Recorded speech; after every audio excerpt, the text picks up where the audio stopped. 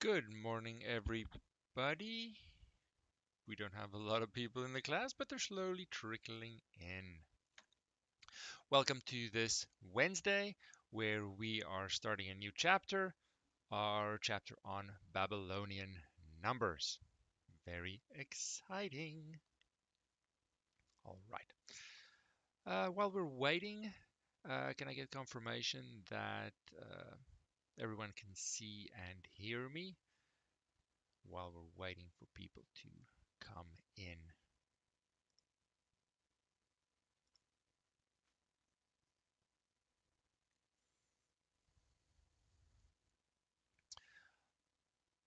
All right. So, what we have done so far is look at a different number system from history, the Roman number system, in a way that helps us with our goal.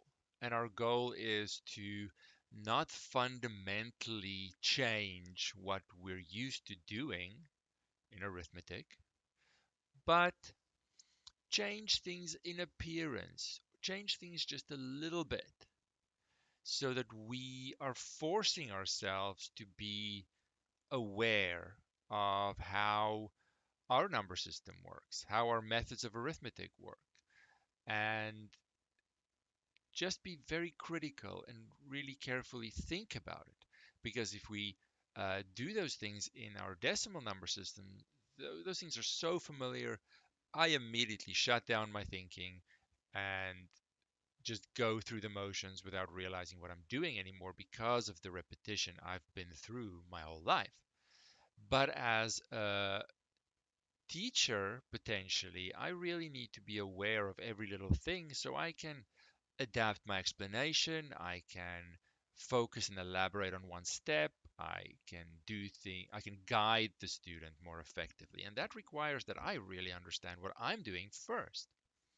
So to help us, we have a couple of number systems that are very different, but both help us in that goal. We finished the Roman number system and we are moving on to the Babylonian number system.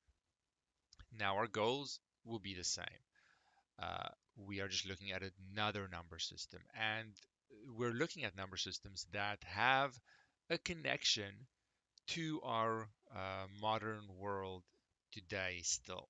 So we're not going to look at very strange number systems that have completely died out in terms of what we see today. We still have a connection to these. We saw in the with the Roman number system, it's fundamentally decimal, and we still have a connection to that, of course, because we count in tens as well. The Babylonian number system is going to look, I think, much different, but we still are connected to it. And I challenge you to think how as we continue.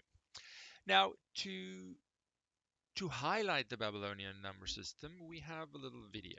But before we start the little video, just explaining and sort of demonstrating, because I'm not in class to physically show you.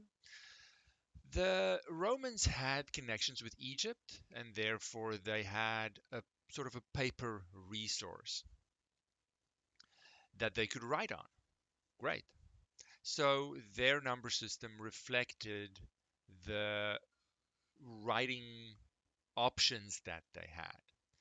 The Babylonians, however, did not have access to paper, so they couldn't write things down in ink in the same way. So they had to be a little bit more creative. How do they keep a record of quantities, of things, as they're trading, as they're assigning land, as people need to pay taxes, all these important things? What they did have a lot of access to is clay. So they decided to use this clay medium to represent their numbers. But of course, you can't write on clay as you could with ink and paper. So how do we represent numbers then? So I am going to play a little video. I just need to change my screen sharing option so that you can hear the video in Discord. Give me 1 second here.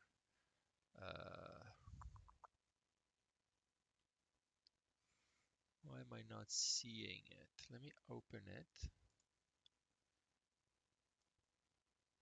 Where are you? Okay, here it is. Okay. So let's see if that works. And if not, you can always watch the YouTube video after the fact if you maybe can't hear audio, but it should work. Okay, let's go.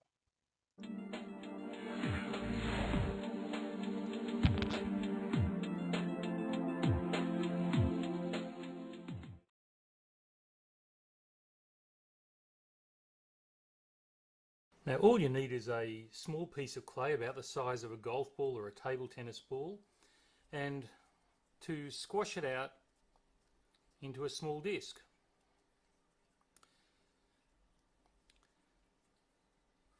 Here's our clay tablet ready to use.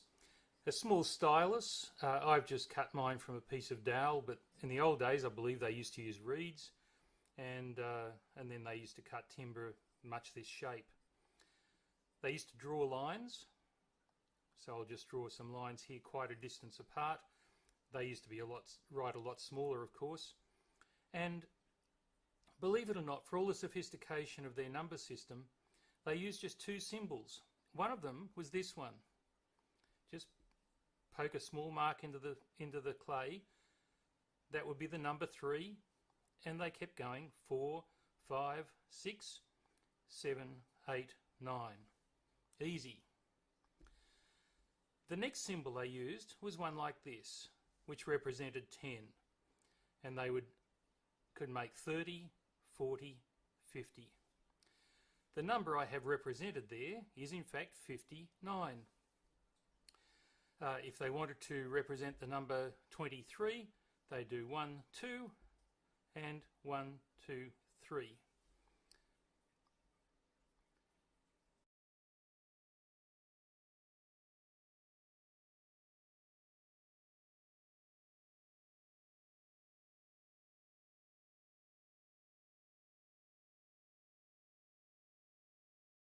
Okay, 1 second while I switch the screen back here.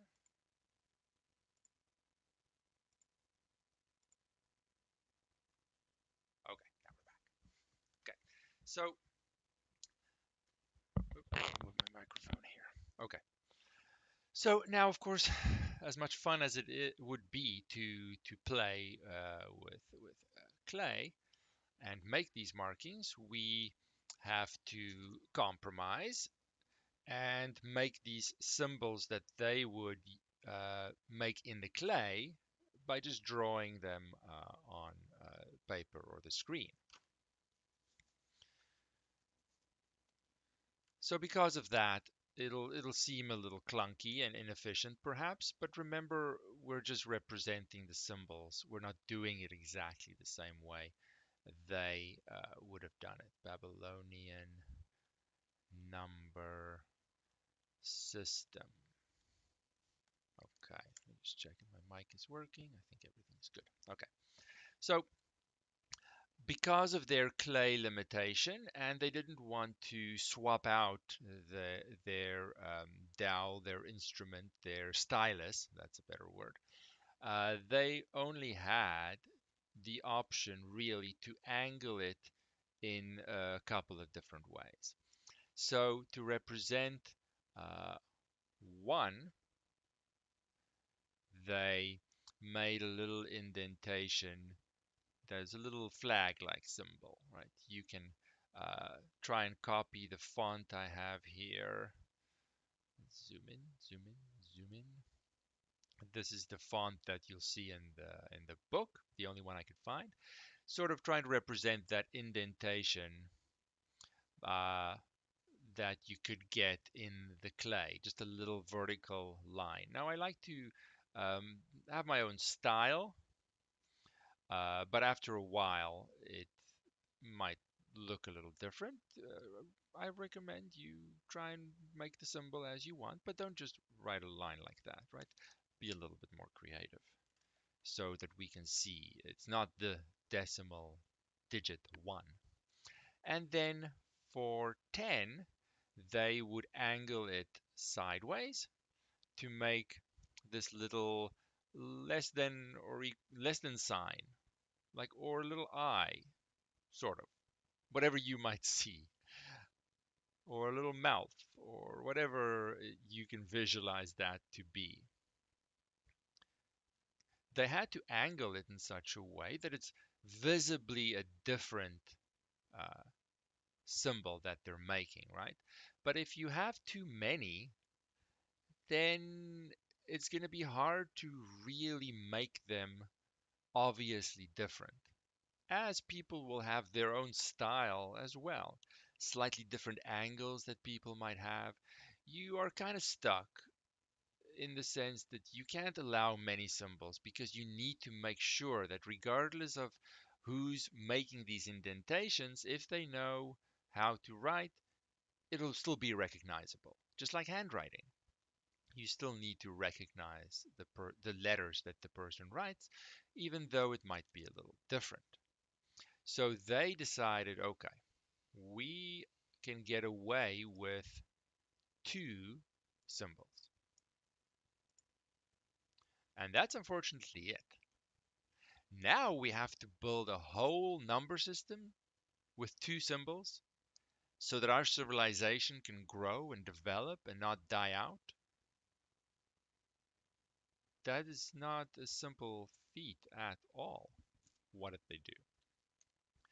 Well, for reasons that aren't completely known, they're only theories, they decided to uh, just start listing these numbers, just start stacking these symbols together.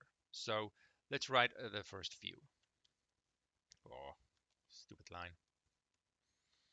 So let's write the first few. And then as we do that, we can practice how we want to make these as well. So 1, 2, 3, 4, 5, 6, 7, 8. Of course, our first uh, task is to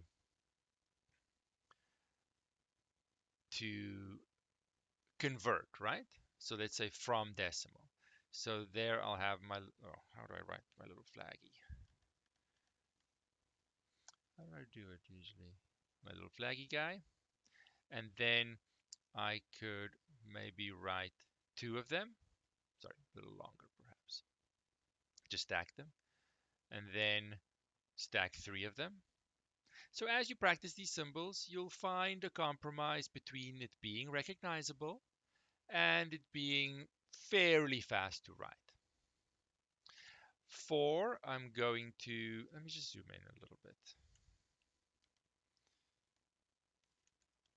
I don't know why I put them so close together. They decided, well, it's going to be recognizable. I'm going to leave myself some space here.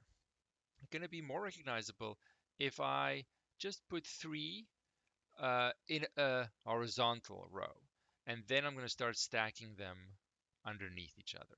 And I'll put the fourth one, make it a little bigger so they seem connected. 5 would then be a row of 3 and then 2 underneath. 6, I didn't give myself enough space, so I'm staggering them. 6 would be a little smaller, but 2 rows of 3. And then I just keep going like that. But I'll have to have another row of 3 for 7. And for 8, see, mine look like little peas or little flaggies, and that's okay. For 8, I'll just start stacking them 3, 3, and 2. And 9, of course, will have 3 rows of 3. And the more rows I have, the smaller I'll make them. And then 10, whew, finally, I have a new symbol. Okay, whew, that's a relief. All right. So by doing this, we're practicing how do we want to make these little flaggies. That's mine end up looking like little flags or little peas, sort of pointy peas. As long as they are visibly different, these two symbols. And you only have two symbols to memorize. It can't be easier. Two symbols? Who can't remember two things? So then 11 would simply be a 10 symbol and a 1. Nice and close together because they are one connected representation, one quantity. 12 would be a 10 symbol and two ones, and so on. Nice and connected, like so. My flaggies get a little wobbly after a while. So let's skip forward and say, okay, what about 23? Then I would simply have uh, two tens, and I'm stacking them sort of diagonally, and three ones. Nice and tight because it's one quantity. Let's skip forward, and let's say we have 40, let's go 7. So now I'm going to stack the tens. I just want to be as authentic as possible, right? I'm going to stack my tens diagonally until I get 3, and then, ooh, that was a curly one. Wow, look at that. It's nice. I like that actually. I can do better than that. Let's be a little more clear here. My 10 symbols get a little curvy when it should be nice and sharp. Right, nice and sharp. Sharp. There we go. That's better. And then 7 will be a row of 3, another row of 3. See, I make them smaller so that the height is roughly the same. So it's now nice one connected thing, one quantity, but using repetitions of those two symbols. Okay. So I got a little excited, but we do actually have problems. Not problems. Why do I keep saying problems? We have no problems. This is fun. There's no problems here. We have exercises. Yeah.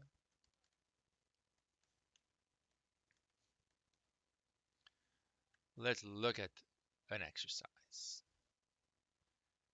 First kind of conversion in exercise 6.1 is, of course, given a Babylonian number, what is the corresponding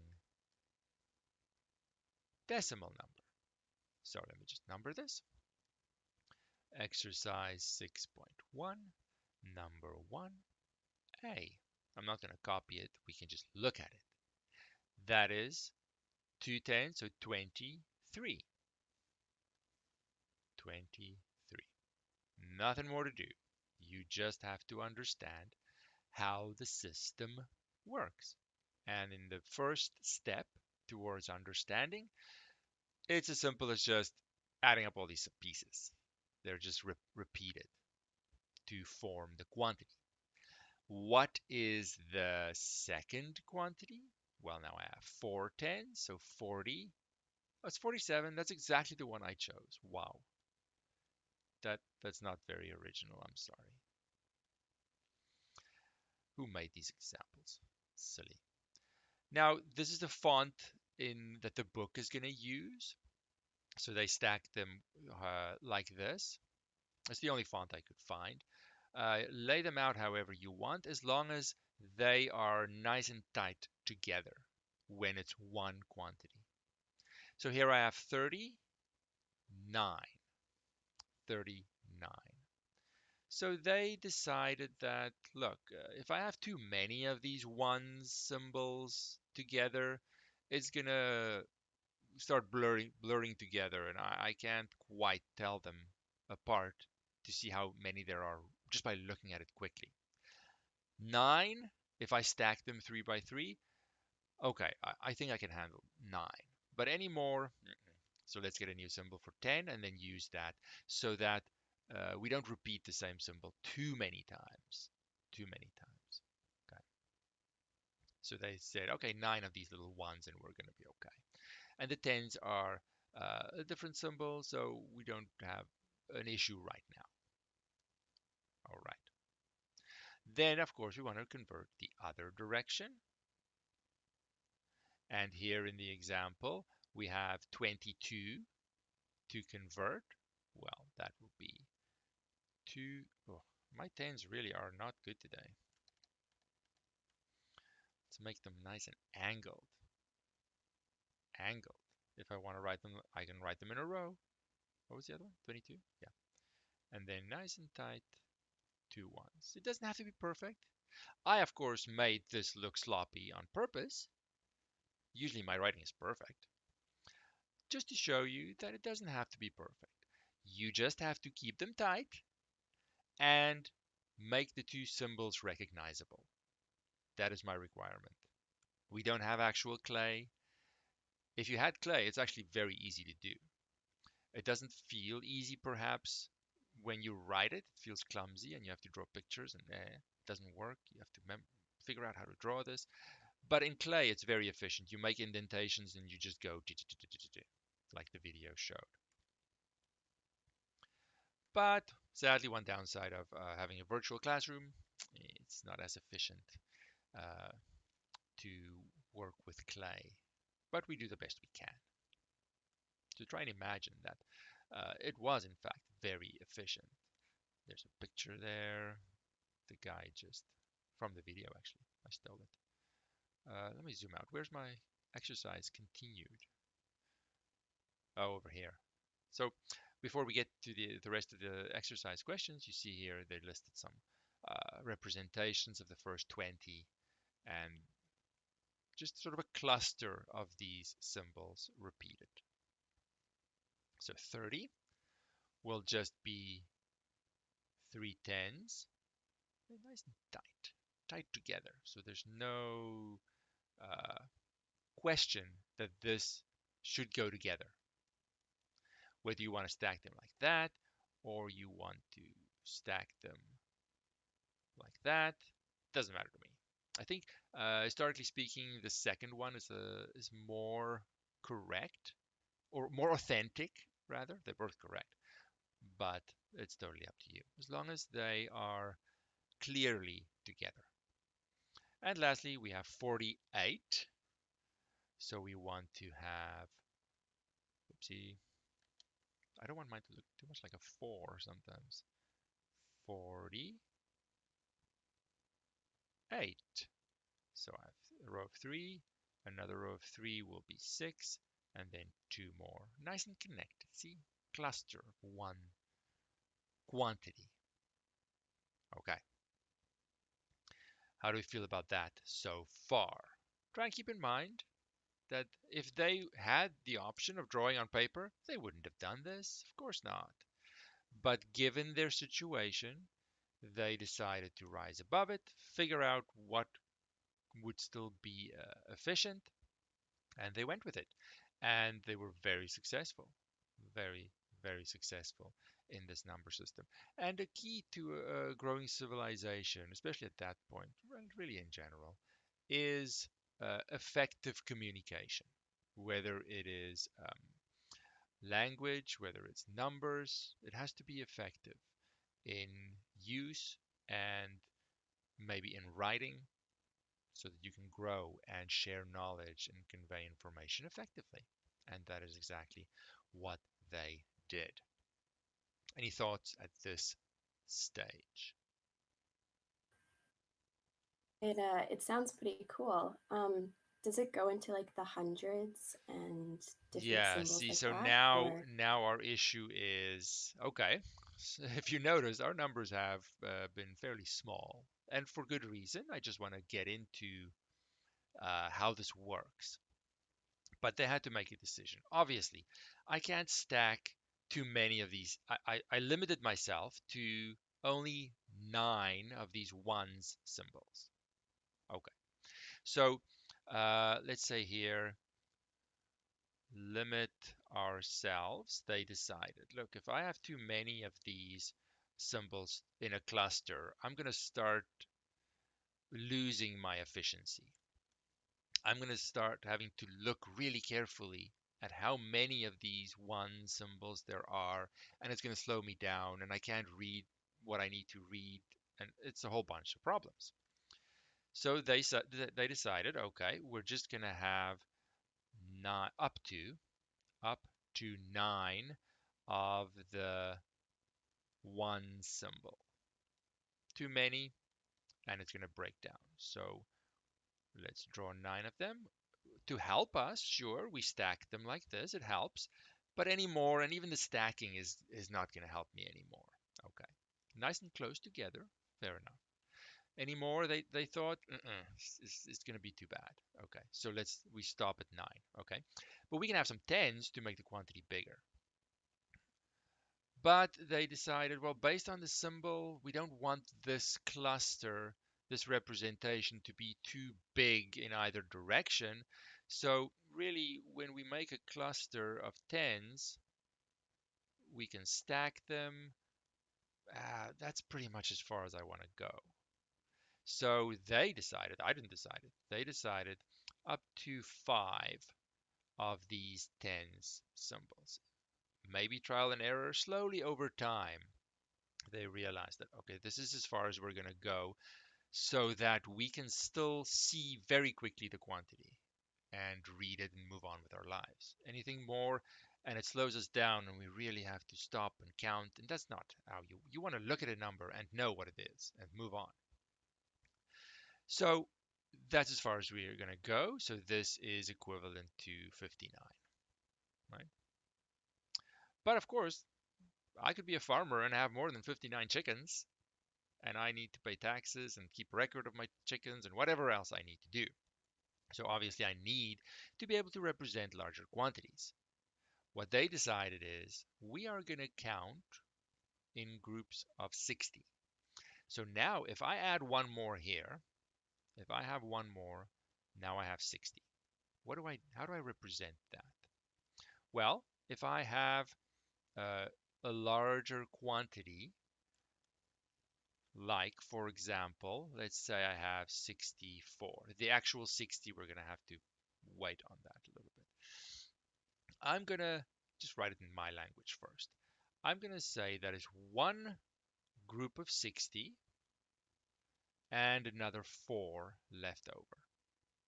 So now I'm going to have 2 places in my number system separated with a clear space. I'm going to have one group of 60 space and then 4 ones. A clear space will indicate that this is a 2-place number. It has 2 places. The left place, the first, if you read left to right, is going to indicate how many groups of 60. Groups of 60. And the second place, the next place down the line, is going to represent how many leftovers, oops, or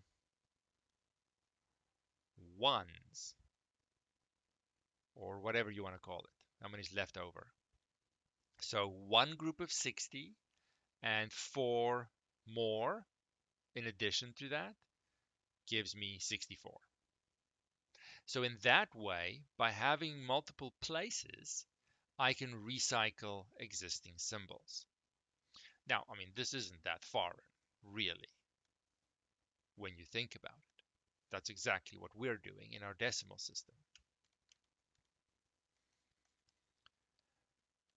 Except we say, let's say 24, and I'm going to write it in words so it looks a little strange.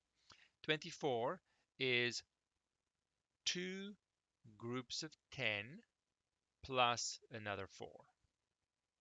It doesn't matter how I have represented it here. I could represent it in words. I could have symbols. I could make my own symbols and say, this is how I'm counting. Our decimal system is going to make groups of 10. They decided, we like 60. Why exactly? No one really knows. There are some theories that in terms of surrounding numbers, 60 has uh, the most ways of breaking it up into smaller factors. The other numbers around it of that size doesn't work as nicely as 60 does. but still, we don't really know. And it's interesting. I think it speaks to the culture, the way of thinking at that time. Uh, a lot of it can be sort of concluded or gained from looking at how did they do things? What did they feel is a natural way to move forward, like with numbers? 60. What does that say about the culture of that time? I don't really know, but it's interesting. Regardless of the reasoning, they said, we are going to go with 60s because we're happy with representing quantities up to 60, up to not including 60. Below 60, we're happy with making clusters really one place. This is one place, a one place number. We're happy with making little clusters like that. With our clay, super efficient. We have no problem. So they didn't have the need, like we perhaps did, to stop at 10 and make more places. I see now there's a place for the number of tens, 2. There's a place for the number of ones, if you will, units, leftovers, whatever. And we write this in 2 places because we are basing it on 10. They were fine going bigger because their symbols allowed that and still had that readability to it.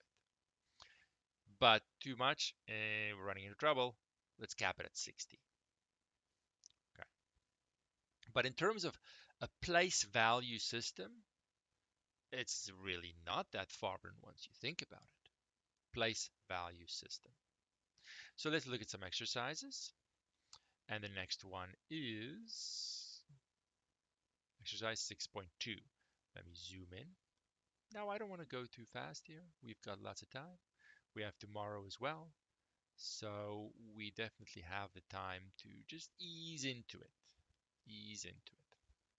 But the place value concept is a key concept of this number system. So we have, of course, the task of how am I going to draw the symbols? Get used to that, making your little clusters. Do that first. Then worry about, okay, well, now I have to think of multiple places of clusters as well. But one thing at a time. Number one. Number one, A. So now I see I have 2 places. The space should be super clear. There is, of course, maybe a little gap there in my font, but obviously, it should be obvious that the 3 tens and the 5 ones make one place, one cluster. And there's a clear space, and then this 1 is a new place. I have 2 places. That means from left to right. I'm counting. Let me write this out. I have time. Why not? I'm going to write, let's do it like this. Number of 60s. And then number of ones. Let's say it like that. Okay. So in the 60s place, I got 1. Let me maybe write it like this. I'm going to put it in brackets because I'm not done. I'm just trying to figure out crossing over to my complete conversion. So make the brackets remind me, I'm not done. I'm just seeing what there is in that place. Okay. Then in my next place, the ones place, I have 35. 35. So that then means I have one group of 60 plus 35 left over. So therefore I have 95. So this 1A Babylonian representation is the representation for 95. So maybe something like this with lines reminding me what the places are doing, uh, with numbers in brackets because I'm not quite done. Maybe that helps me. Use it. Help yourself.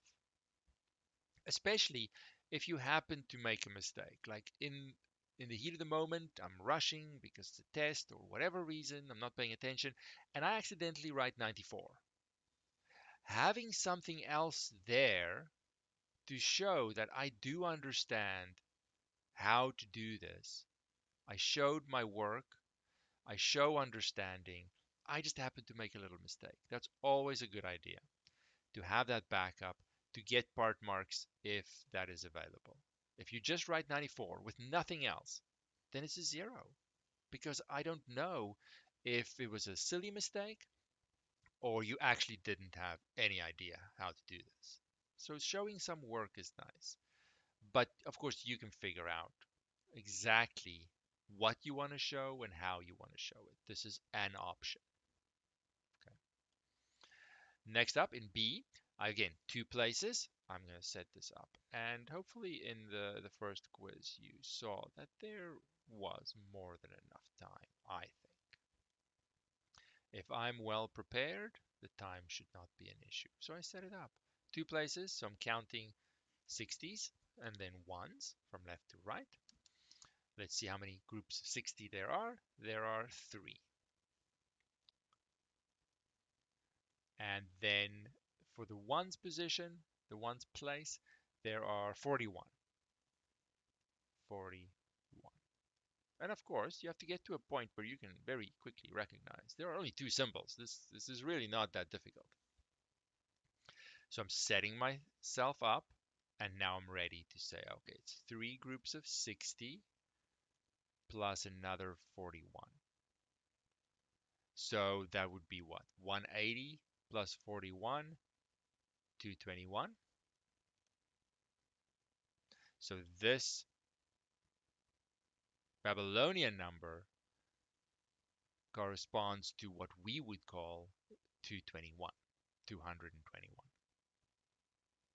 And again, find a way that helps you get to that answer with confidence and show some work in the process. It's win-win. It helps you, it helps me, it helps everybody. But of course, it's day 1 in Babylonian times, so it might take a while. I'm only going to do this exercise, and it might be a good place to stop. We're not in a hurry at all. We have tomorrow as well. And then we'll start arithmetic. One thing at a time. Let's build up slowly and correctly. Okay, so we have a 2-place number. All right, so I'm going to help myself. I'm going to set it up. If you think that is silly, that is totally fine. And if you have the number correct, it'll show. Oh, sorry, I'm multitasking here. Multitasking is not my strength. Let me just finish what I was trying to write here. You can't anyway write just 221. At the front in the instructions of the test it says show sufficient work to justify your answer. So if you want all the marks, you're going to have to show something. But exactly what that is, it's up to you. Okay, so we have 10 in the first place. So 10. Then we have 50. So 50. Of course, I'm not done. I've just sort of translated each individual place. I have to put it together in that system for how it works. So I have 10 groups of 60 plus 50 left over. That's, of course, 650. Okay. How do we feel about this direction for the conversion? Of course, it takes time. You may need time to review. Just slow down and think about it, and that's where the videos are very useful, or do whatever you need to do. Okay? It takes time. Don't be worried about time. We have the time. It's okay. Hmm. No, I don't think I have enough space there. Let us see the other direction for the conversion.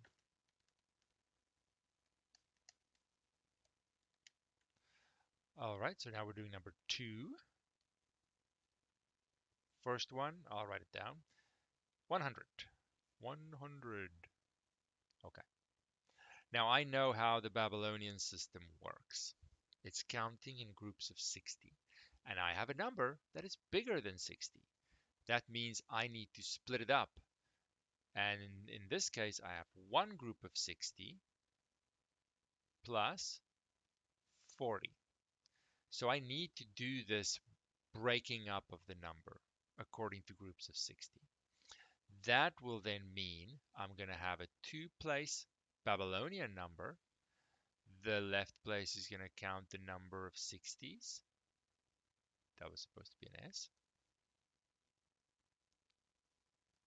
60s. The next place is going to count the number of ones. I have one group of 60, 40 ones. Maybe I want to help myself like this. Sort of that transition to Babylonian places, but I'm not going to worry about the symbols just yet. Now I'll do the symbols. A 1, nice space, and then 40 stacked however you want to stack it. I'll stack it like that. Just get some curviness into that line there. Not my best 10 symbol, I know. Nice clear space in between. All right. So this direction has maybe a little more to it, that I have to take that decimal quantity, 324, and I have to break it up and say, well, how many 60s can go in here? Into 324, I can fit 5 groups of 60 in. That uses 300. And I don't have enough for another one, right? I have 24 left over. But I need to do this breakdown correctly, of course. Then I can go and say, okay, I have 2 places for the Babylonian system. First one is the number of 60s, and then the number of ones or leftovers or whatever you want to call it. I think people call it units, but that never sounded right to me. So I'll have 5 groups of 60, and I'll have 24 left over.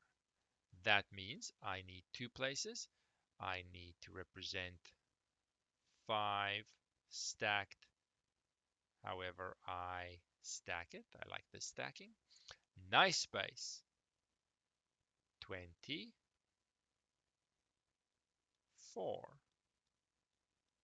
Oops. Technically, if it's not 3 in a row, it's a little bigger.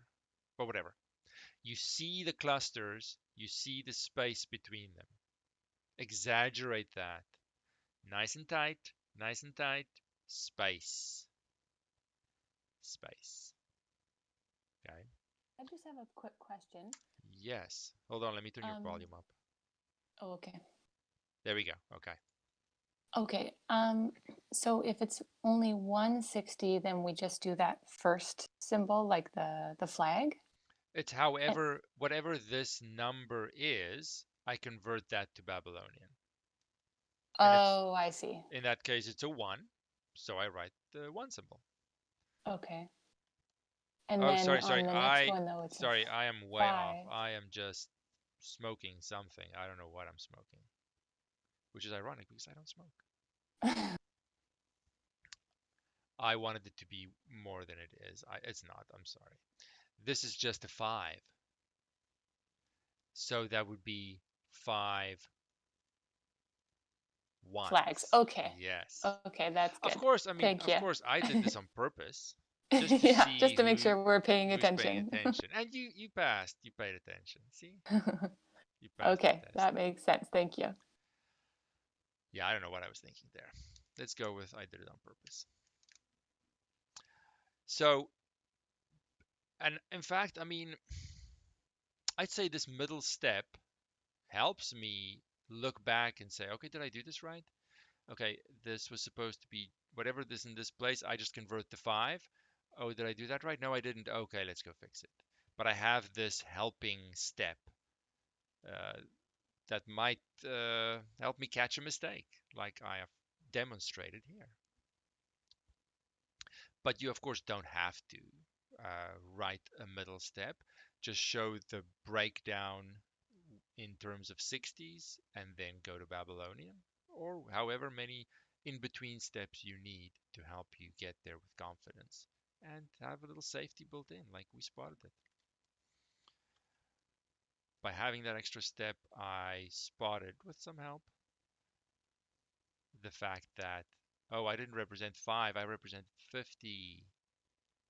And that helped me realize that before it was too late. Now, of course, if the number is a little bigger, then figuring out how many 60s can go in there can be a little tricky. You can totally do it in your head, trial and error, do whatever you want to do. But we can also just do a division, because how many times 60 can fit into a number, that is exactly the intuitive understanding of division. So let's see what MathBot says if we do 1337 divided by 60. Divided by 60. Hopefully MathBot is awake. MathBot says it is 22 and a little bit more, but not enough for another whole group of 60. So 22 groups of 60 will fit into 1337. Then I might want to know, okay, well, how much of that number have I used when I look at the 60s? So 22 times 60, and I see that I've used 1320. So obviously then there are 17 left.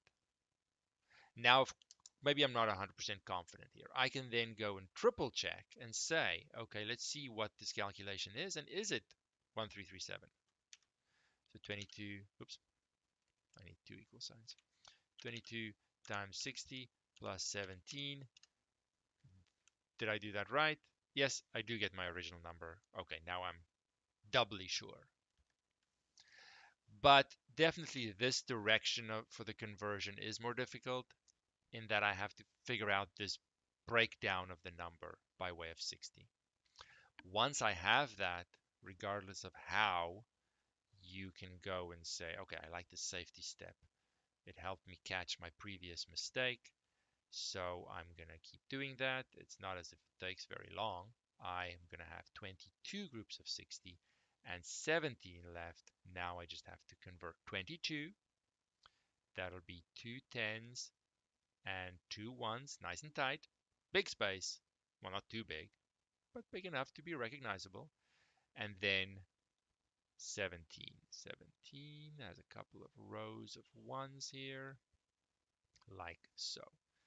I don't love this line here. It's a little straight. Make it nice and curvy. Something like that. Clear space, clear clusters. I double check. 22, yes. 17, yes. I'm good to go. Okay, so write enough, especially in the beginning. Show enough to yourself. Don't think just about the test. Help yourself. And what helps me is to see my thinking, so that if I get distracted by a bird outside, oh, okay, I'm back. Oh, right, this is what I was doing, because I see it on the page. People think they want to write as little as possible because it impresses, I don't know who, someone. I can't think of who. Help yourself, write more. When in doubt, write more, so that you can see, and everyone can see, what your thinking is. It's just better for everyone. Okay, so this is a good place to stop. More than enough things to practice. Of course, the story isn't finished, but we have tomorrow in the schedule, so why not use it? Plus, we're out of time anyway. Any last thoughts before we pause it here and pick it up tomorrow again? I know, there's stunned silence. That's okay. Until tomorrow.